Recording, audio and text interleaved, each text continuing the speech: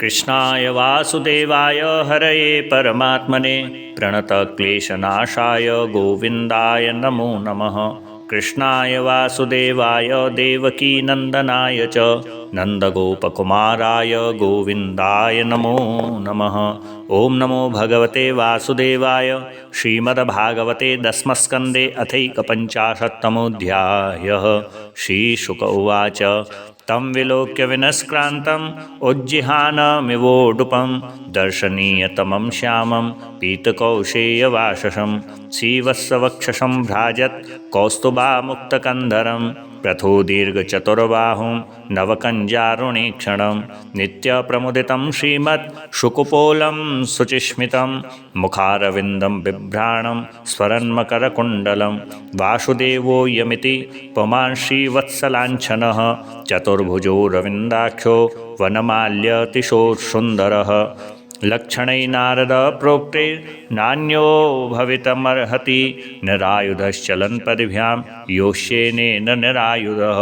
इति निश्चित्य यमनः प्रादवन्तं पराङ्मुखम् अन्वधावज्जिघ्रक्षुस्तं दुरापमपि योगिनां हस्तप्राप्तमिवात्मानं हरिणा स पदे पदे नीतो दर्शयता दूरं यवनेशोद्रिकन्धरं पलायनं यदुकुले जातस्य तव नोचितम् इति क्षिपन्ननुगतो नैनं प्रापाहताशुभः एवं क्षिप्तोऽपि भगवान् प्राविशद्गिरिकन्दरं सोऽपि प्रविष्ट तत्रान्यं शयानं ददशे नरं नन्वशौ दूरमानीय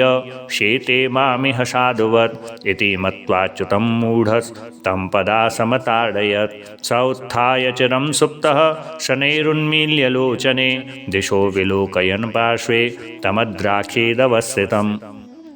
स तावत्तस्य रुष्टस्य दृष्टिपातेन भारत देहजेनाग्निना दग्धो भस्मसादभवत्क्षणात् राजोवाच को नाम शुपमान् ब्रह्मन् कस्य किं वीर्य एव च कस्माद् गुहां गतः शिष्ये किन्तेजो यवनार्दनः। श्रीशुक उवाच स इक्ष्वाकुकुले जातो मान्धात्रीतनयो महान् मुचुकुन्द इति ख्यातो ब्रह्मण्य सत्यशङ्करः स याचितः षड्गणैरिन्द्राद्यैरात्मरक्षणे असुरेभ्यः परित्रस्ते तद्रक्षां सोऽकरोच्चिरं लब्ध्वा गुहं ते स्वपालं मुचुकुन्दमथाब्रुवन् राजन् विरमतां कृच्छात् भवान्न परिपालनात् नरलोके परित्यज्य राज्यं निहतकण्टकम् अस्मान् पालयतो वीरो कामास्ते सर्व उज्झिताः सुता महिष्यो भवतो ज्ञातयो मात्यमन्त्रिणः प्रजाश्च तुल्यकालीया नाधुना सन्ति कालिताः कालो वलीयान् वलिनां भगवानीश्वरो व्ययः प्रजा कालयते क्रीडन् पशुपालो यथा पशून् वरं वणीष्वभद्रं ते ऋते कैवल्यमध्यनः एक एवेश्वरस्तस्य भगवान् विष्णुरव्ययः एवमुक्त स वै देवान् अविवन्द्य महायशा अशयिष्ट गुहाविष्टो निद्रया देवदत्तया स्वापं यातं यस्तु मध्ये बोधयेत्त्वामचेतनः स त्वया दृष्टमात्रस्तु भस्मी भवतु तत्क्षणात् यवने भस्मसान्नीते भगवान् सात्वदर्शभः आत्मानं दर्शयामाश मुचुकुन्दाय धीमते तमालोक्य घनश्यामं पीतकौशेयवाससं श्रीवत्सवक्षसं भ्राजत् कौस्तुभेन विराजितं चतुर्भुजं रोचमानं वैजयन्त्या च मालया चारु प्रसन्नवदनं स्फुरन्मकरकुण्डलं प्रेक्षणीयं न लोकस्य सानुरागस्मितेक्षणम् अपि च वयसं मत्तं मृगेन्द्रोदारविक्रमं पर्यपृच्छन्महाबुद्धिस्तेजसा तस्य धर्षितः शङ्कितः शनकैराजा दुधर्षमिव तेजसा मुचुकुन्द उवाच को भवानि इह सम्प्राप्तो विपिने गिरिगौवरे पदभ्यां पद्मपलाशाभ्यां विचरश्यूरुकण्टके किं स्विन् तेजस्विनां तेजो भगवान् वा विवावसुः सूर्य सोमो महेन्द्रो वा लोकपालो परोऽपि वा मन्ये त्वां देवदेवानां त्रयाणां पुरुषर्षभं यद्वादशे गुहाध्वान्तं प्रदीपप्रभया यथा शुश्रूषतामव्यलीकम् अस्माकं नरपुङ्गव स्वजन्मकर्मगोत्रं वा कथ्यतां यदि रोचते वयं तु पुरुषो व्याघ्र इक्ष्वाकाक्षत्रबन्धवः मुचुकुन्द इति प्रोक्तो यौवनश्वात्मज प्रभो चिरप्रजागरश्रान्तो निद्रयोपहतेन्द्रियः स येऽस्मिन् विजने कामं केनाप्युत्थापितोऽधुना सोऽपि भस्मीकृतो नूनम् आत्मीयेनैव पाप्मना अनन्तरं भवान् श्रीमान् लक्षितो मित्रशातनः तेजसा ते विषय्येण भूरि द्रष्टुं न शक्नुमः हतोजसो महाभाग माननीयोषि देहिनाम् एवं सम्भाषितो राज्ञा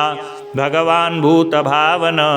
प्रत्याह प्रहसन् वाण्या मेघनाद गभीरया। श्री भगवान उवाच जन्मकर्मा विधानानि सन्ति मेऽङ्गसहस्रशः न शक्यन्ते नुसङ्ख्यानाम् अनन्तत्वान्मयापि क्वचिद्राजजांसि विममे पार्थिवान्युर्जन्मभिः गुणकर्माभिधानानि न मे जन्मानि कर्हिचित् कालत्रयोपपन्नानि जन्मकर्माणि मे नृप अनुक्रमन्तो नैवान्तं गच्छन्ति परमर्षयः तथाप्यद्यतनान्यङ्ग शृणुष्व गदतो मम विज्ञापितो विरिञ्चेन पुराहं धर्मगुप्तये भूमेर्भारायमाणानाम् असुराणां क्षयाय च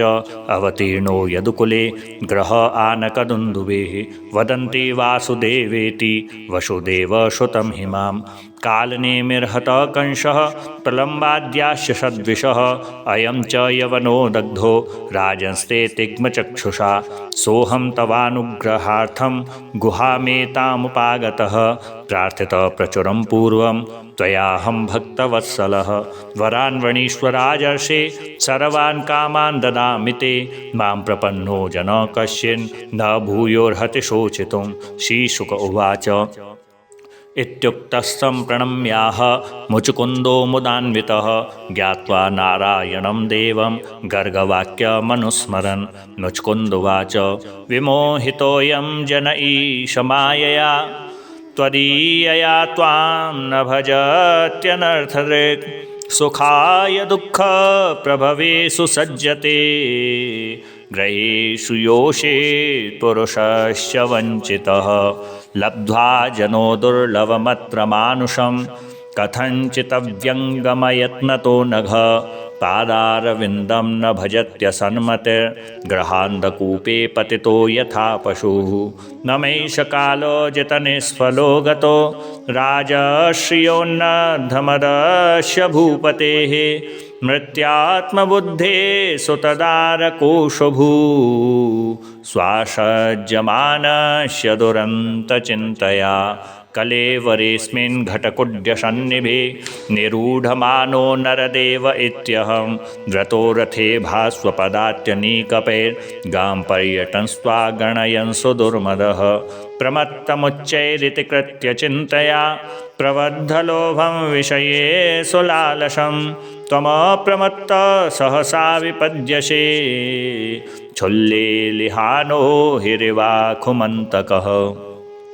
पुरारथिर्हेम परिष्कृतैश्चरन् मतङ्गजैर्वा नरदेव संगितः स एव कालेन दुरत्ययेन ते कलेवरो विक्रमि भस्मसंगितः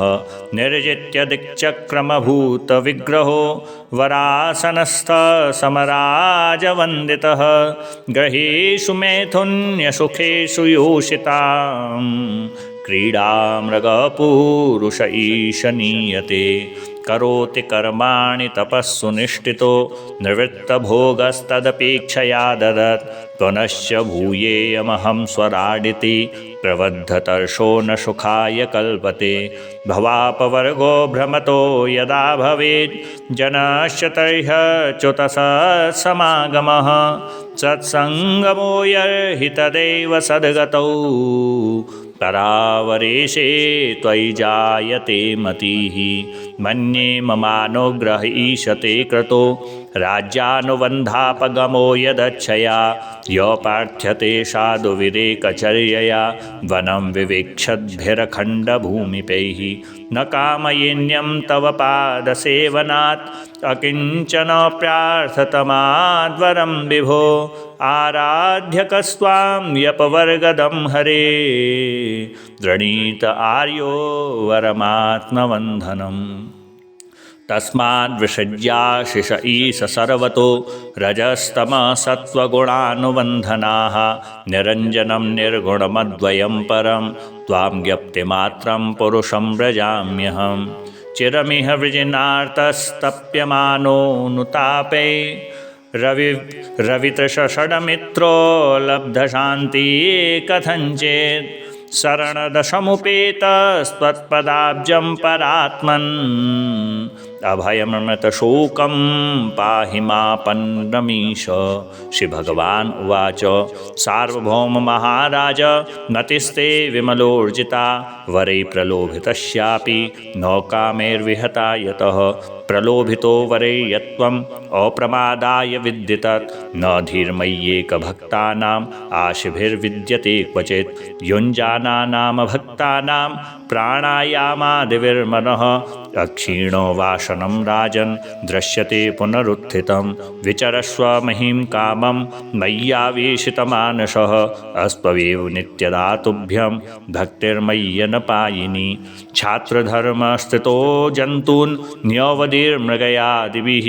समाहितस्तत्तपसा जय्यघं मदुपाश्रितः जन्मन्यनन्तरे राजन् सर्वभूतसुहत्तमः भूत्वा द्विजवरस्त्वं वै मामुपैष्यसि केवलम्।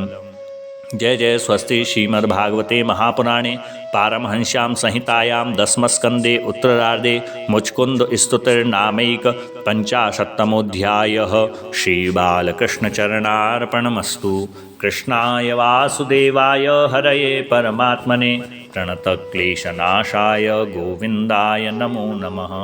कृष्णाय वासुदेवाय देवकीनन्दनाय च नन्दगोपकुमाराय गोविन्दाय नमो नमः। श्रीगोविन्दाय नमो नमः।